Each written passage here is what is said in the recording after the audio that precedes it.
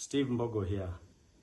Now, for those Kenyans who've been keen enough, there's something that is happening in this country. And I think Kenyans are reaching a point where they're starting to practice what we call self-preservation. Why am I saying that? Now, it's evident that, and from the example we've seen doctors go on strike for a period of about 30 days without the help of any political figure, any political movement. In fact, we've only seen politicians being active in this issue in the last 3 to 4 days. That's when we've had even the opposition leader speak about this predicament that is happening to the doctors. Now, it's time the government has to be keen and know how to handle Kenyans, because when citizens start practicing self-preservation, it means that they feel left out and they have to take charge. Taking charge means they have to do things in their own way, such as demonstrations, without need of political figures, be it the opposition or maybe the government. But as these things go on, Kenyans have been so busy discussing about the fertilizer and the doctor's strike. But there's something bigger that is happening in this country and no one is speaking about it. Now, 2-3 days ago, the central bank governor, Mr. Thuge, announced that BlackRock is set to invest in the Nairobi Stock Exchange. So who's BlackRock? BlackRock is the biggest company in the world with asset value of more than $11 trillion. Together with its sister companies, Vanguard and State Street, they have an asset value of about $15 trillion. BlackRock has the biggest shares in all the media companies, the banking sector, the arms industry, the pharmaceutical industry. In fact, all the companies that produce the vaccines for the COVID-19, BlackRock has the majority shares of all those companies, being Pfizer, Moderna, and Johnson & Johnson. Again, BlackRock in itself is the biggest company in terms of asset ownership in America today. More than 44% of single family homes in America today are owned by the BlackRock group.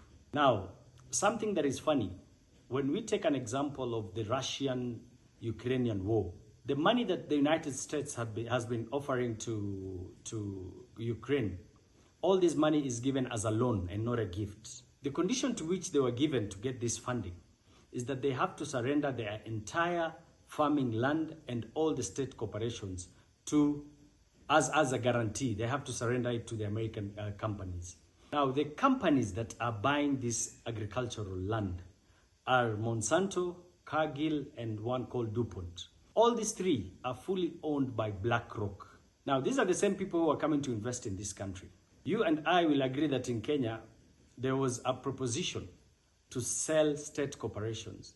And the funny thing about it is that we were always told that we have people who are ready to buy these corporations. So is it BlackRock coming to take over all these state corporations?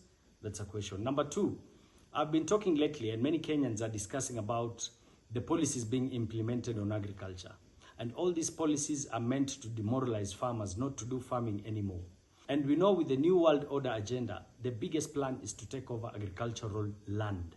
So are they the ones coming to take over this land?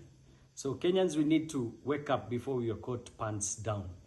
Number two, another funny issue is that the United Nations, what we call the United Nations Development Population Fund, UNFPA, is set to relocate its entire office from New York to Nairobi in the name of sexual production and population aid. The big question is it also part of the bigger global agenda to take over and depopulate the masses in this country? It's time Kenyans, we need to wake up and know what's happening in our country.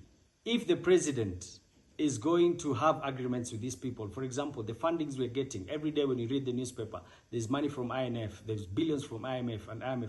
What are the guarantees being given against this borrowing? We Kenyans are not told. Kenya is my business and my business is Kenya.